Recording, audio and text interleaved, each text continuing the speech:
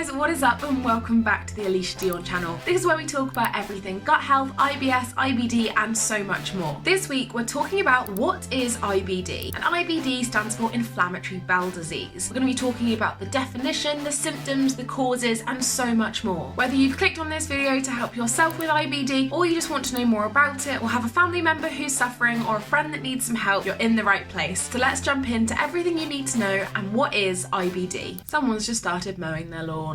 Perfection. Inflammatory bowel disease is actually a term for two separate conditions, one known as Crohn's disease and one known as ulcerative colitis, otherwise known as UC. Symptoms of IBD include abdominal pain, bloating, severe cramping, change in bowel movements, weight loss, decreased appetite, night sweats and extreme tiredness. And it's important to note that these can present differently in every single person, whether that be that they only have one of them or they have all of them or a mismatch of a few of them. There is also a list of extreme symptoms, and these can occur in some individuals. These include things like a fever, vomiting and anemia. Now it's important to understand when we're talking about IBD, again which are made up of these two different conditions, that there are two different stages of IBD. One is called flare-up and one is called remission. Now as you can probably guess from the names, flare-up is where you get lots of severe symptoms, and the IBD sufferer may find this time very, very difficult and may find that impacts their work life, their social life, their emotional well-being and so much more. And the remission stage is where they can go for long periods of time with no symptoms at all. And it can be difficult if you're trying to support your friend or a family member if you don't understand that remission is part of the disease. So make sure that if you're supporting a friend or family member that you understand that there are these two different stages, and that's why it can be so different month to month, week to week, or whatever time period is specific to them. The true cause of IBD isn't necessarily known, but there are a few ideas on the table which seem to be pretty likely. The first thing that they've highlighted within research is that there seems to be a small genetic factor, meaning that if you have another member of the family that suffers with IBD, you're at a slightly higher risk of getting it yourself. There's also a possibility that there's an environmental impact. There seems to be research that is more common in certain ethnicities like white people and certain heritages like Jewish people, but it seems to be that an environmental factor is triggering susceptible individuals and therefore causes IBD. And basically what happens when you have IBD is that the immune system seems to be attacking the gut, and when it attacks the gut it causes inflammation, and as you guys know if you've watched my other videos, inflammation can cause a whole array of horrible symptoms. And one of the things they actually treat IBD with is immunosuppressants. Now you can put two and two together there. If it's the immune response that's causing the inflammation, then immunosuppressants will hopefully sit on top of the immune system ever so slightly in order to reduce these symptoms, reduce this inflammation, reduce this swelling and this horrible, horrible condition that affects so many people. Now let's talk about the two conditions that actually make up IBD. As I told you earlier, it's Crohn's disease and ulcerative colitis, otherwise known as UC. The first difference to understand is the location. Before we jump into them though, it's important to note whether you have Crohn's disease or ulcerative colitis, you still have inflammatory bowel disease. So if you're suffering from inflammatory bowel disease, you either have Crohn's disease or ulcerative colitis. The first difference to note here is location, and by location I mean where on your body it affects. So if you suffer from Crohn's disease, the location of where the inflammation takes place can be anywhere in your digestive system. From when you eat to when you go to the bathroom, anything that food travels through, that is something that can be affected by Crohn's disease. If on the other hand you have ulcerative colitis, the location of the swelling there normally only affects the colon or the large intestine. Another big difference between these two conditions, which are overarched by inflammatory bowel disease, is the physiological effects of the inflammation. And by this I mean what parts of the bowel are actually affected. So for Crohn's disease, the entire cross-section of the gut can be affected and inflamed by the attack of the immune system, whereas with ulcerative colitis it's only actually the mucosa, which is the lining of your gut and the lining of your intestines. People who suffer with Crohn's disease are much more likely to suffer with severe damage to their bowels, because whilst the attack of the immune system goes on and more damage is done and more inflammation, it causes ulcers, and these ulcers can go all the way through to the other side, causing holes which can lead to infection and inflammation that spreads much farther from the original ulcer. Now if you think about all that inflammation between those two parts of wall, if your food is travelling down here and this is really inflamed, it's going to get narrower and narrower. And 3 out of 4 people who suffer with Crohn's disease will require surgery at some point in their life to remove a section of gut that is really badly inflamed or really badly damaged. And basically they remove that piece of gut and then they put the two bits back together, meaning that they have a healthy piece of gut to function with for when they need to digest food. On the flip side to Crohn's disease, ulcerative colitis patients are much less likely to need any surgery in their lifetime, especially if they catch the condition early. quickly. What triggers IBD? Well, IBD can be triggered by lots of different foods, pretty much every food that's out there, but it's individual to the specific person. And I've talked about IBS many times and how you need to be very aware of yourself and you need to be tracking your symptoms and tracking the foods that you eat. It's the exact same for inflammatory bowel disease. It seems to be that person to person, the trigger food can vary massively. However, if you don't know what the culprit is, there's a list of foods that you can try avoiding in order to try and find the culprit. These are the most common ones that have been found. Things like spicy foods, fatty foods, greasy foods, nuts, seeds, high fiber raw vegetables, beans, caffeine, and alcohol. All of these things could be cut out for a few weeks, one at a time, keep a symptom diary and see how you do. And if you know someone who has inflammatory bowel disease and is struggling to find their trigger food, maybe point them in the direction of this list of foods in order to give them a hand. Lastly, I just want to say symptoms are very different from person to person, as are trigger foods, as are experiences. IBD is something that can really affect your emotional well-being, your social life, your ability to go to work in the morning, and it can have a massive toll. So if you're watching this for a friend, try and be supportive as much as you can, try and be understanding as much as you can, and also try and limit any shame or any embarrassment that the person feels surrounding the topic. It's so important that we lift each other up in these times. I really hope this video helped you understand what is IBD and helps you understand the more inner workings of inflammatory bowel disease, Crohn's disease, and ulcerative colitis. If you like this video, please give it a thumbs up. Make sure to jump on down to that subscribe button. If there's any content on IBD that you want to see coming your way, just let me know in the comments section below. Also, if you have any questions or any information that you want to add to this video, just pop it in the comment section below so that we can all learn from each other. Thank you so much for tuning in with me on this video, and I'll see you next week.